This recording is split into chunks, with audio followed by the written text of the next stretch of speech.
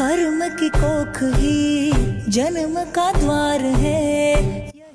ए सवरे, पुरीला क्लासवरून नाही आणायचं का? मी चाललो आणायला. अरे चालला का तू आणायला? एक काम कर ना, मग माझ्या पण मुलीला आण ना. ठीक आहे भाऊ, आणतो. सावरे तू काही येडा आहे का रे जरा?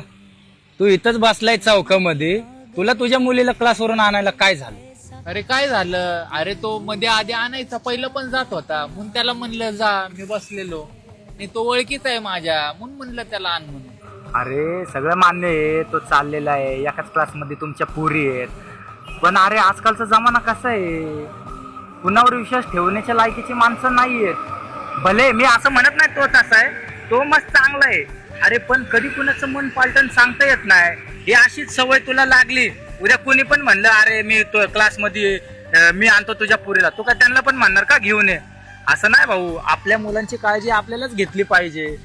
अरे नाही रे भाऊ, सगळीच माणसं तशी नसतात, आणि तो चांगला होता म्हणून त्याला म्हणलं आण म्हणून. अरे कधीच कोणाच्या दिसण्यावरून जाऊ नको. काय गुन्हेगार काय स्वतःच्या चेहऱ्यावर लिहिलेलं असतं का, मी गुन्हेगार आहे, मी गुन्हा करणार आहे, मी रेपिस्ट आहे म्हणून? अरे महिना दीड महिना झाला नाही त्या नासरापूरमध्ये राहू 3 वर्षाच्या पुरीला म्हाताऱ्या माणसाने मारून टाकले. त्याचं अजून पोलिसांनी काय करता आलं नाही, आणि 500 रुपयासाठी त्या कात्रज मध्ये मित्रांनी मित्राला मारले. ह्याच्यावरून विचार कर, जवळची माणसंच घातके असतात, त्यामुळे ना अजिबात कुणावर विश्वास ठेवायचा नाही. आपली मुलं आहेत ना, आपली जबाबदारी येते, काय आपणच न्यायचं, आपणच सोडायचं. भले 2 कामं उशिरा झाली, कमी झाली तरी चालतील, पण मित्रांनो आपल्या मुलांची आपणच काळजी घ्यायची असती, दुसऱ्यांच्या भरोश्यावर ठेवायचं नसतात. आपली मुलं ही आपली जबाबदारी आहे. त्यांना क्लासला सोडा, क्लासवरून घेऊन या, शाळेत सोडा, शाळेतून घेऊन या.